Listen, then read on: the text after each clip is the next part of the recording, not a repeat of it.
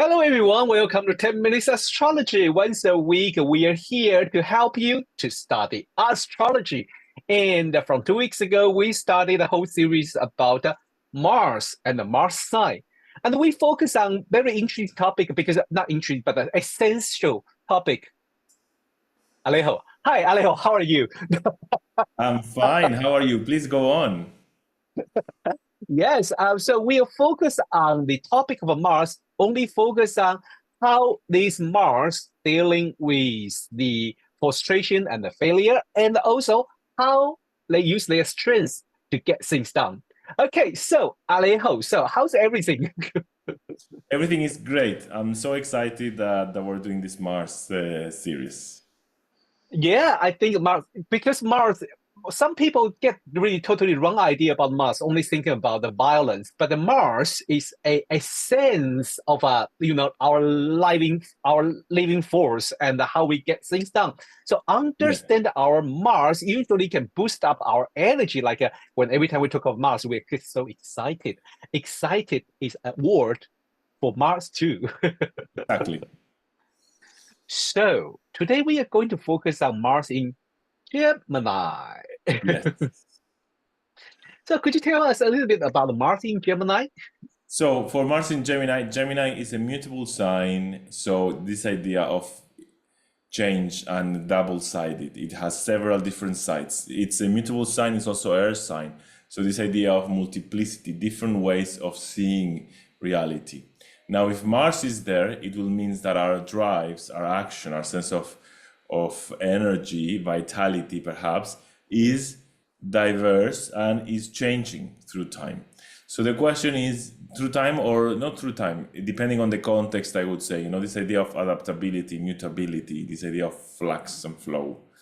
And so Mars, when they have to deal with frustration, if it's in Gemini, I would say first it's an earth sign. So there could be this idea of trying to intellectualize the frustration. So trying to Mm. understand why am I frustrated, or trying to react in a rational way. But also, Gemini brings this quality of restlessness. So maybe Mm. this frustration, I want to start doing so many things to compensate the situation that has come onto me. So I would say this idea of something that's very active, very rational, very expressive, and very quick. And this idea, very quick, very fast, and this idea also that it can change. It may not, it's like we can change the strategy on how to try to compensate for feeling failure. Yeah, I agree with you, especially when I think about a mutable sign. Their action are usually keep changing the focus or keep changing the method to dealing with things. And when they are frustrated, I agree with you. They rationalize and they try to think, could I do it in different way? Could I deal these things with different way? And they keep changing it somehow. I think they will probably also a little bit disoriented about maybe they diverted their focus to something else. Yes. It's a good idea, actually. Yes. Yes, it's a great idea. So if I feel frustrated with Mars in Gemini, instead of facing the frustration, I'm like, well, I don't really care about that. I'm going to do this other thing. Yes, could be. Hmm. Yes. Yeah, it could be. And I think that is not a bad strategy. Wow, come on, why you stick with the problem and cause your life unhappy? Do something else then. Yeah, exactly. Yes.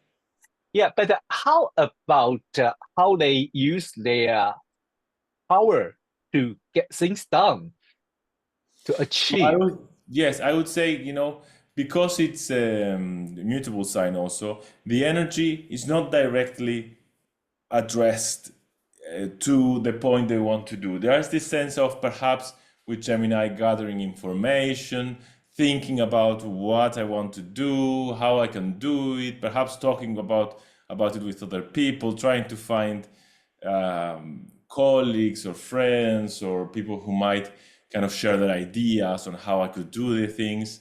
And it could be this idea of, yeah, I love what you said about being distracted also.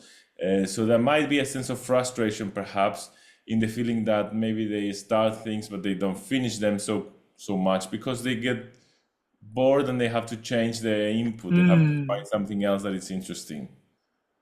Yeah, that is one thing. If they really want to achieve something, somehow the focus would be a challenge, but it doesn't mean they couldn't get things done. But they're really easy to get distracted with these Mars because the plane will grow, the plane will become a multitask, and then suddenly they probably like inspired by something else and say, okay, you know what? Let me do something else. But it is very interesting. I think the feature of the Mars in Gemini, the information is super important for them. They will collect enough information, and I think you're right. The community, power of a community, power of the people around surrounding, and they could be another force to help the Mars in Gemini to push forward a bit. And yeah, Today, yeah, please. Yeah. also, I like the idea of being what you said about information, being driven by curiosity. This is the thing. Because it's true, it doesn't mean that they're not going to finish things, but things, in order for them to be able to focus on something and be able to carry it all the way, there has to remain an element of curiosity or discovery. So, for instance, Yeah. we could think studying astrology, right? Every time you learn something, you find there's something new to learn about it. So I guess a lot of people with Mars in Gemini could be astrologers because they keep, there's always something more to learn. But I didn't study Mhm. financial astrology, but I didn't study horror. Yeah, but I still have to learn medical. Oh, but I could use this to predict the weather. So it's like there's always something. So the curiosity keeps Mm, the drive. Yes. yeah. Yeah. And today we prepare a chart, but a very interesting. Today we are not going to use a human being as an example, but it's a very interesting, right, Alejo? Yes, I agree. I like the chart you chose. Yes, let me share the chart. Well, people use in a different time, and this is the time I'm using. I'm not 100% sure, but I know the date is around this date. Either some people use the 21st of March and on the San Francisco around the Mm, PM, but some people use the New York after midnight. But we know that doesn't matter exactly. either 21st of 22nd, you always have a Mars in Gemini. Exactly. We are looking at the chart of a Twitter, and now they call it X.com. X It's true. up. Now it's changed. Yeah. Yeah, they changed the name. They changed the name. And okay, the chart I'm showing is on the 22nd of March, 2020, 2006. And I'm using New York, and then the time is midnight, 15 minutes past midnight. So here, this chart, we have the Mars in Gemini. It is very interesting, right? It's very Have interesting a because, sorry, yeah. yeah, go on, please. I'm thinking about, okay, I don't know that much about Twitter, but I'm thinking about this modality, first of all, in which people fight so much. For what I know, on Twitter, people fight so much. And also this idea that you cannot make long statements. Yes. Idea of Gemini. It has to be quick, it has to be fast, something I can read, I can reply at the moment. I feel also that people who follow Twitter or X, as you call it now, they are kind of constantly engaged in a dialogue with other people. And so I really see and also I think it's interesting that is it trining Neptune? Yes. Because I think there's also Yes. the idea of the identity of the people who are posting these things, even though we see who the person is. I don't know. I think there's something elusive about accountability for what I say on a Mhm. social platform. Like I think people dare to say things that they would never say face to face.